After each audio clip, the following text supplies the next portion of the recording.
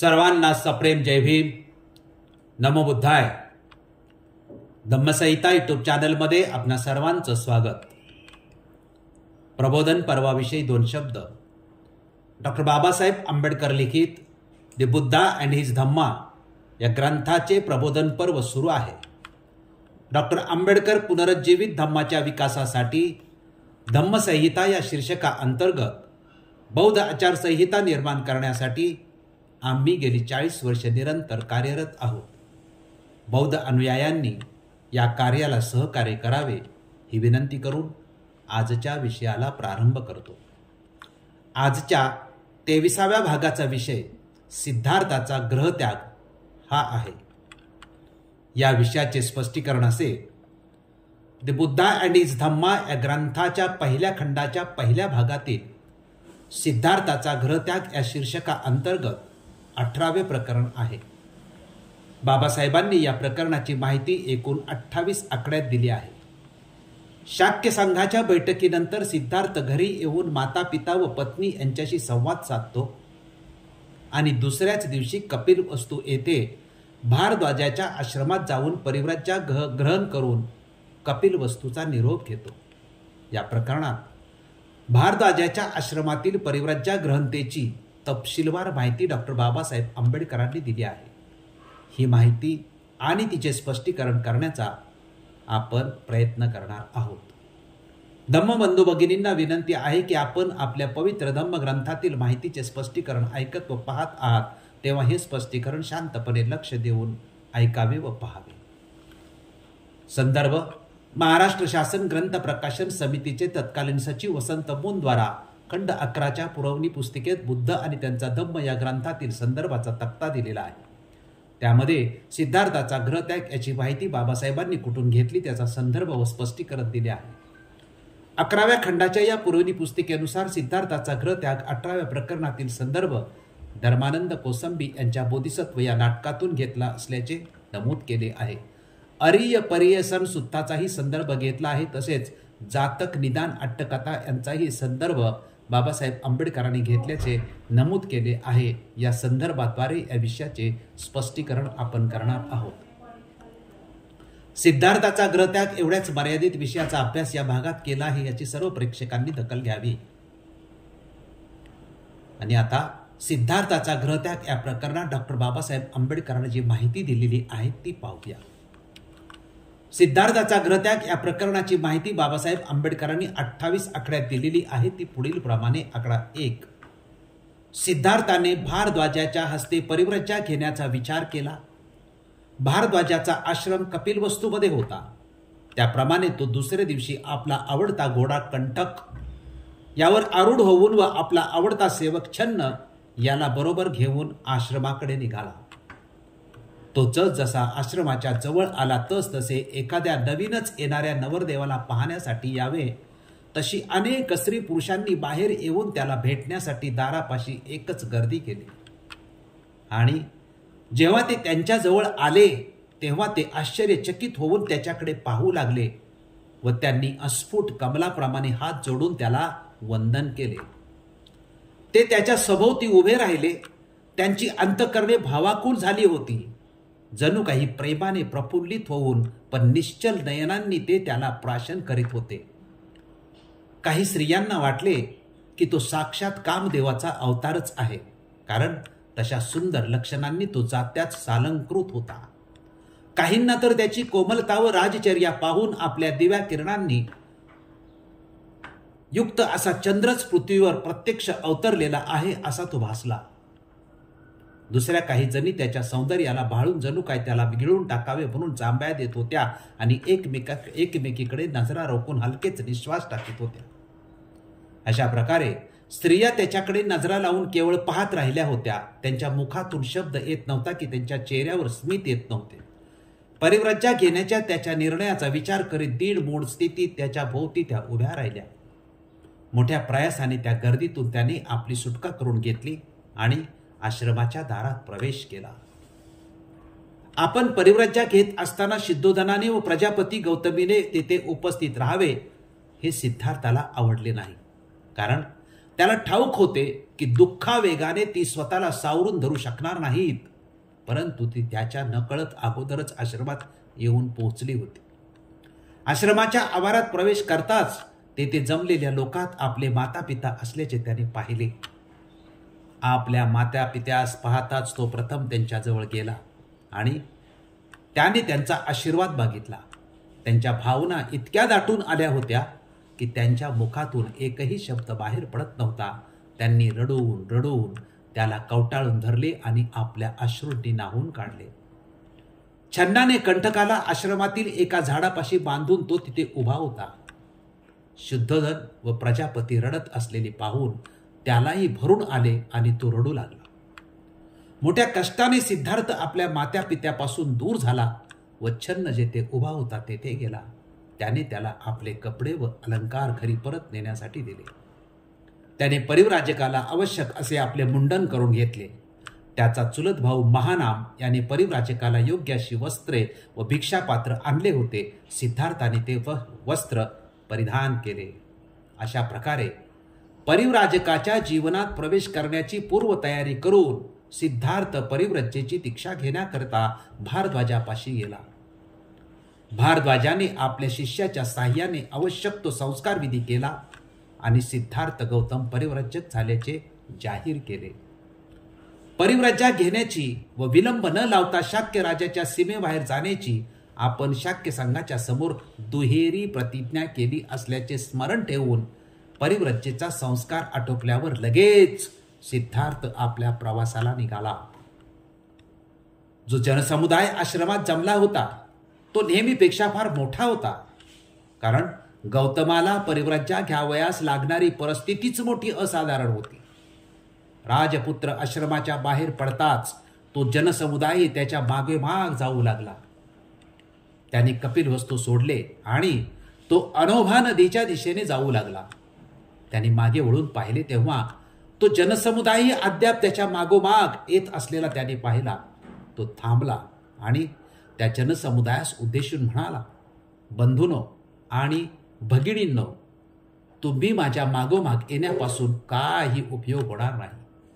मी शाक्य आणि कोलियांच्या मधील झगडा मिटवण्यास अयशस्वी ठरलो आहे, परंतु तडजोडीच्या बाजूने तुम्ही लोकमत तयार केले तर तुम्ही कदाचित यशस्वी होऊ शकाल. म्हणून तुम्ही परत जाण्याची कृपा करा. ही विनंती ऐकून जनसमुदाय मागे परतू लागला. शुद्धोधन व गौतमी राजवाड्याकडे परतले. सिद्धार्थाने टाकून दिलेली वस्त्र व अलंकार पाहणे गौतमीला असह्य झाले. तिने ती कमळांनी भरलेल्या एका तळ्यात टाकली. परिव्रजा ग्रहण करण्याच्या वेळी सिद्धार्थ गौतमाचे वय अवघे 29 वर्षाचे होते. लोक त्याची आठवण करून त्याची प्रशंसा करून म्हणत, हाच तो श्रेष्ठ कुलोत्पन्न शाक्य, बुद्धीने व शरीराने सुसंपन्न असून राजविराजात वाढलेला. पृथ्वीवर शांती नांदावी म्हणून लोक कल्याणासाठी तो स्वकीयांशी लढला. तो असा शाक्य योग होता की ज्याने स्वकीयांच्या बहुमतापुढे आपले शिर झुकवले नाहीच, पण स्वेच्छेने त्याने शिक्षा घेण्याचे पत्करले. त्या शिक्षेचा अर्थ ऐश्वर्याऐवजी दारिद्र्य, सुखसमृद्धीऐवजी भिक्षापात्र, ग्रहसौख्याऐवजी ग्रहहीन स्थिती असा होता. आणि तो अशा तऱ्हेने जात आहे की त्याची काळजी वाहणारे जगात कोणी नाही आणि जगात स्वतःची म्हणून म्हणता येईल अशी कोणतीही वस्तू त्याने सोबत घेतली नाही. हा त्याच्या स्वेच्छेने केलेला महान असा त्याग होय. हे त्याचे शौर्याचे व धैर्याचे कृत्य आहे. जगाच्या इतिहासात त्याला तुलना नाही. त्याला शाक्य मुनी अथवा शाक्य सिंह असेच म्हणावे लागेल. शाक्य कुमारी किसा गौतमीचे म्हणणे किती यथार्थ होते. सिद्धार्थ गौतमाच्या संमतीने तिने म्हटले होते, धन्य त्याची माता, धन्य त्याचा पिता ज्यांनी अशा पुत्राला जन्म दिला, धन्य ती पत्नी जिला असा पती लाभला. डॉक्टर बाबासाहेब आंबेडकरांनी 28 आकड्यात दिलेली जी माहिती आहे त्याचं संक्षिप्त असं एकदम संक्षिप्त स्वरूपामध्ये विश्लेषण करण्याचा मी प्रयत्न करत होतो. असा की सिद्धार्थाने देशत्याग करण्यासाठी परिव्रजा घेण्याचे वचन शाक्य संघाला दिले होते. त्या वचनपूर्ती प्रित्यर्थ त्याने लगेच दुसऱ्याच दिवशी कपिलवस्तू येथील भारद्वाजाच्या आश्रमात परिव्रजेचा संस्कार विधी नगरातील हजारो नागरिकांच्या समक्ष संपन्न केला. परिव्राजकाचा वेश पांघरून व हातात भिक्षापात्र घेऊन त्याने कपिलवस्तू नगरीचा निरोप घेतला आणि शेजारच्या राज्यात निघून गेला. ऐश्वर्याऐवजी दारिद्र्य, सुखसमृद्धीऐवजी भिक्षापात्र व ग्रहसौख्याऐवजी ग्रहहीन होणे त्याने पत्करले. ही शिक्षा त्याने स्वेच्छेने जगात शांती नांदावी म्हणून लोककल्याणासाठी स्वीकारली. हा त्याचा महान त्याग होता. आता या प्रसंगातून बौद्ध अनुयायांनी म्हणजे यातून हा बोध घेतला पाहिजे की ज्याप्रमाणे सिद्धार्थ मानवी कल्याणासाठी, शांतीसाठी त्यागमय जीवन स्वीकारतो, तशाच प्रकारे बौद्ध अनुयायाने आपल्या समाजासाठी त्याग करण्याची मानसिकता ठेवली पाहिजे. बुद्ध विहारातून समितीद्वारा जे आदेश मिळतील, जे कार्य सांगितले जाईल त्याचे तत्परतेने पालन करायला सज्ज झाले पाहिजे. बुद्ध, अशोक व बाबासाहेब यांच्या त्यागाचे व आदर्शाचे बौद्ध अनुयायांनी कायमच स्मरण केले पाहिजे. बुद्ध विहार केंद्रित आचारसंहिता म्हणजेच धम्मसंहिता अस्तित्वात असेल तरच या आदर्शाचे स्मरण आणि प्रात्यक्षिक करणे शक्य होईल. बुद्धाने देशत्यागासाठी जी परिव्रजा घेतली ती शाक्य संघाच्या आचारसंहितेच्या पालनातूनच. बुद्ध होण्याची दिशा संघाच्या आचारसंहितेतून निर्माण होते. म्हणून ज्याप्रमाणे शाक्य संघाची आचारसंहिता होती तशाच प्रकारे करोडो बौद्ध अनुयायासाठी एकच आचारसंहिता निर्माण झाली पाहिजे. यासाठी आम्ही धम्मसंहिता शीर्षकांतर्गत कार्यरत आहोत. या प्रबोधन पर्वाचा मुख्य उद्देश धम्मसंहिता निर्मितीचाच आहे. डॉक्टर बाबासाहेब आंबेडकरांनी 28 आकड्याची माहिती दिली आहे. त्याच्या स्पष्टीकरणासाठी साधारणपणे छोटे छोटे 11 मुद्दे निर्माण होतात. त्यातला एक, कंटक घोड्यावरून आश्रमाकडे. दुसरा मुद्दा, आश्रमाबाहेर गर्दी व लोकांच्या प्रतिक्रिया. तिसरा मुद्दा, शुद्धोधन व प्रजापती उपस्थित असतात. चौथा, सिद्धार्थ छन्नाजवळ जातो. पाचवा मुद्दा, परिव्रजेची तयारी. सहावा मुद्दा, परिव्रजा संस्कार विधी. सातवा, देशत्यागाचा प्रवास. आठवा, जनतेला विनंती. नववा, सिद्धोधन व प्रजापती राजवाड्याकडे परतले. 10वा मुद्दा, परिव्रजेनंतर लोकांच्या प्रतिक्रिया. आणि 11वा, किसा गौतमीचे उद्गार. या प्रत्येक मुद्द्याचे संक्षिप्त स्पष्टीकरण करूया.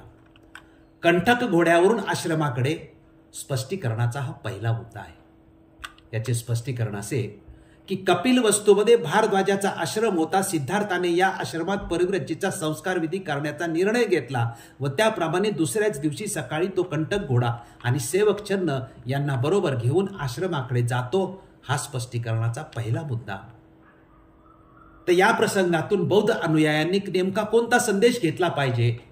माझ्या दृष्टिकोनातून असा संदेश घेतला पाहिजे की बुद्ध विहाराद्वारे जो आदेश दिला जाईल त्याच्या प्रात्यक्षिकाला प्रारंभ प्रत्येक सदस्याने विचलित न होता केला पाहिजे. आश्रमाबाहेर गर्दी व लोक प्रतिक्रिया हा स्पष्टीकरणाचा दुसरा मुद्दा आहे. याचे स्पष्टीकरण असे की सिद्धार्थ राजवाड्यातून निघून आश्रमाजवळ येऊ लागला तशी आश्रमाच्या दरवाजापाशी त्याला पाहण्यासाठी व भेटण्यासाठी लोकांनी प्रचंड गर्दी केली होती. लोक त्याला हात जोडून वंदन करू लागले. त्याची अंतःकरणे भावाकुल झाली होती. लोक फक्त त्याच्याकडे पाहत होते. सुंदर राजबिंड्या सिद्धार्थाकडे स्त्रिया कौतुकाने पाहत होत्या. या सर्व प्रसंगातून बौद्ध अनुयायांनी हा संदेश घेतला पाहिजे की जेव्हा सिद्धार्थ शाक्य संघाला दिलेल्या वचनावर ठाम राहून प्रात्यक्षिक करू लागला तेव्हा सर्व लोक त्याला वंदन करू लागले, त्याच्या बाबतीत भावाकुल झाले. तशाच प्रकारे प्रत्येक बौद्ध अनुयायाने बुद्ध विहार समितीच्या आचारसंहितेचे म्हणजेच धम्मसंहितेचे पालन केले तर त्याच्या आचरणाला सुद्धा लोक वंदन करतील, त्याची स्तुती करतील, त्याला आदर्श मानतील. शुद्धोधन व प्रजापती उपस्थित हा स्पष्टीकरणाचा तिसरा मुद्दा आहे. याचे स्पष्टीकरण असे की आश्रमाच्या बाहेर दरवाजापाशी सिद्धार्थाला पाहायला व भेटायला गर्दी जमली होती. मोठ्या प्रयासाने त्या गर्दीतून त्याने आपली सुटका करून घेतली आणि आश्रमाच्या दारात प्रवेश केला. आश्रमात सिद्धोधन व प्रजापती उपस्थित होते. त्यांच्या जवळ जाऊन त्याने त्यांचे आशीर्वाद घेतले. त्यावेळी सिद्धोधन व प्रजापती यांच्या भावना दाटून आल्या होत्या. ते फक्त रडतच होते. या प्रसंगातून बौद्ध अनुयायांनी हा संदेश घ्यावा की आचारसंहितेतील म्हणजेच धम्मसंहितेतील नियमांचे पालन करणे म्हणजे बुद्ध विहाराप्रती तसेच आपल्या समाजाप्रती जे कर्तव्य आहे त्याचे पालन करणे होय. भावनेपेक्षा कर्तव्य श्रेष्ठ असते हे लक्षात ठेवलं पाहिजे. सिद्धार्थ छन्नाजवळ जातो हा स्पष्टीकरणाचा चौथा मुद्दा आहे. याचे स्पष्टीकरण असे की सिद्धार्थाचा सेवक छन्ना हा शुद्धोधन आणि प्रजापती यांचे रडणे पाहून तोही रडायला लागला आणि कंटक घोडाच्या झाडाला बांधला होता तिथे जाऊन उभा राहिला. सिद्धार्थाने आपल्या माता पित्यांचा आशीर्वाद घेऊन तो छन्नाजवळ गेला आणि त्याच्याकडे आपल्या अंगावरील कपडे अलंकार घरी घेऊन जाण्यासाठी दिले. या प्रसंगातून बौद्ध अनुयायांनी हा संदेश घ्यायला पाहिजे की आचारसंहितेचे म्हणजेच धम्मसंहितेचे पालन करताना आपल्या प्रिय व्यक्ती व नातेवाईकांच्या बरोबर भावनिक होऊ नये. परिव्रजेची तयारी हा स्पष्टीकरणाचा पाचवा मुद्दा आहे.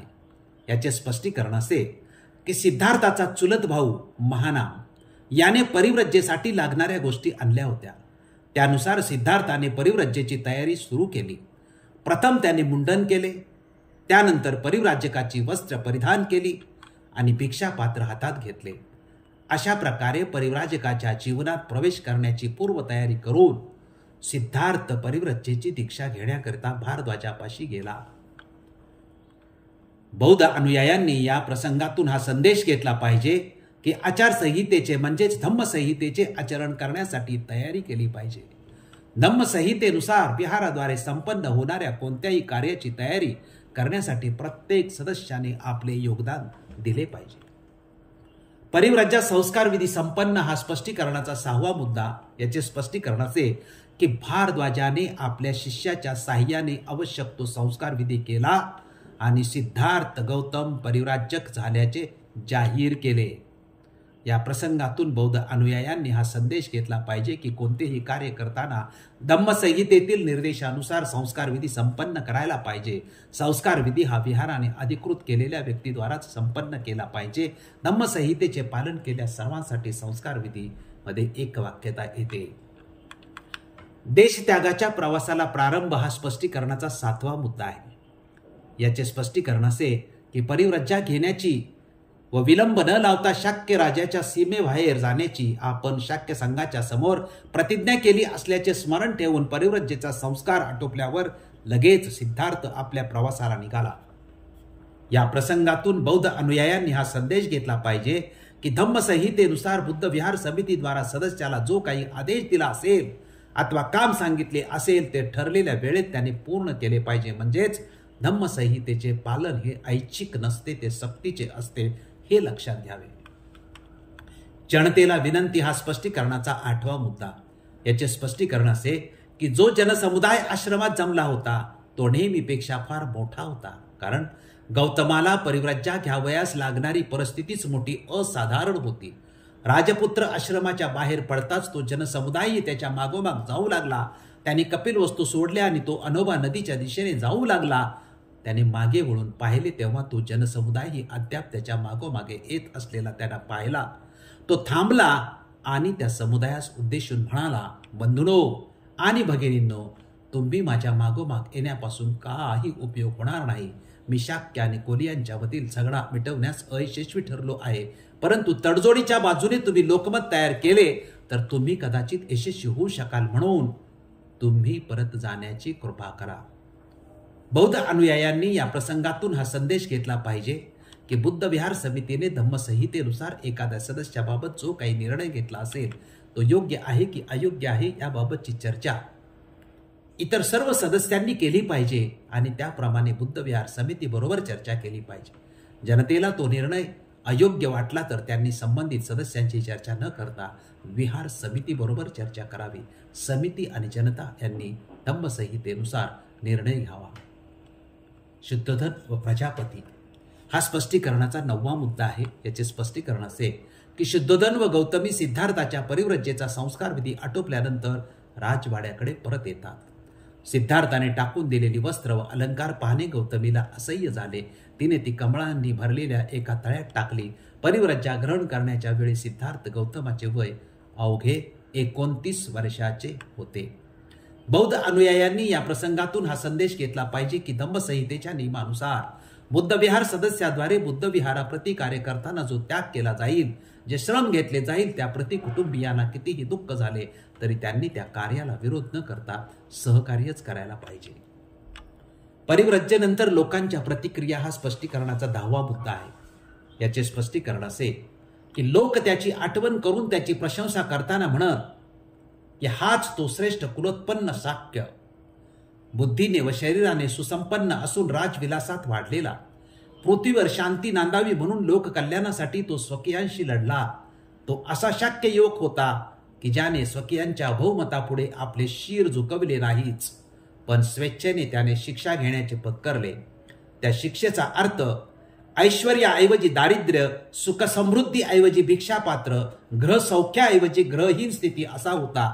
आणि तो अशा तऱ्हेने जात आहे की त्याची काळजी वाहणारी जगात कोणी नाही आणि जगात स्वतःची म्हणून म्हणता येईल अशी कोणतीही वस्तू त्याने सोबत घेतली नाही. हा त्याच्या स्वेच्छेने केलेला महान असा त्याग होय. हे त्याचे शौर्याचे व धैर्याचे कृत्य आहे. जगाच्या इतिहासात त्याला तुलना नाही. त्याला शाक्य मुनी अथवा शाक्य सिंह असेच म्हणावे लागेल. या प्रसंगातून बौद्ध अनुयायांनी हा संदेश घेतला पाहिजे की धम्मसंहितेनुसार बुद्ध विहार समितीचा सदस्य विहाराप्रती आपल्या समाजाप्रती त्यागी भावनेने कार्य करीत असेल तर अशा सदस्यांचे सर्वांनी कौतुक केलं पाहिजे. किसा गौतमीचे उद्गार हा स्पष्टीकरणाचा 11वा आणि शेवटचा मुद्दा आहे. याचे स्पष्टीकरण असे की शाक्य कुमारी किसा गौतमी अतिशय महत्वपूर्ण उद्गार काढते. तिचे सिद्धार्थाबद्दलचे उद्गार किती यथार्थ होते. सिद्धार्थ गौतमाच्या संबंधी तिने म्हटले होते, धन्य त्याची माता, धन्य त्याचा पिता ज्यांनी अशा पुत्राला जन्म दिला, धन्य ती पत्नी जिला असा पती लाभला. बौद्ध अनुयायांनी या प्रसंगातून हा संदेश घ्यावा की धम्मसंहितेनुसार त्यागी भावनेने महान कार्य करणाऱ्या सदस्यांच्या कुटुंबियाचे सर्वांनी कौतुक केलं पाहिजे. सारांश: सिद्धार्थाचा गृहत्याग या प्रकरणातील मुद्द्यांचा अभ्यास केल्यानंतर हे स्पष्ट होते की परिव्रज्या घेऊन देशत्याग करण्याचे सिद्धार्थाने शाक्य संघाला दिलेले वचन प्रत्यक्षात आणले. परिव्रज्या घेऊन तो देश सोडून जातो. संघाच्या आचारसंहितेनुसार त्यालाही शिक्षा मिळते. परंतु या धम्मसंहितेच्या शिक्षेतूनच परिव्रज्या घेतलेला सिद्धार्थ पुढे बुद्ध होतो आणि संपूर्ण जग त्याचा आदर्श मान्य करतं. या अनुमानातून एकच संदेश की आचारसंहिता म्हणजेच धम्मसंहितेच्या पालनाने आदर्श व्यक्तिमत्व निर्माण होते. धम्मसंहितेला पर्याय नाही. आपण सिद्धार्थाचा गृहत्याग या प्रकरणाचे विवेचन शांतपणे लक्षपूर्वक ऐकले व पाहिले त्याबद्दल आपणा सर्वांचे मनपूर्वक आभार मानतो.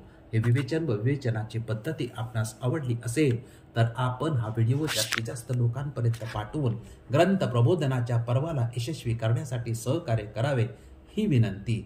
धन्यवाद. जय भीम, जय अशोक, जय बुद्ध, जय भारत. साधु साधु साधु.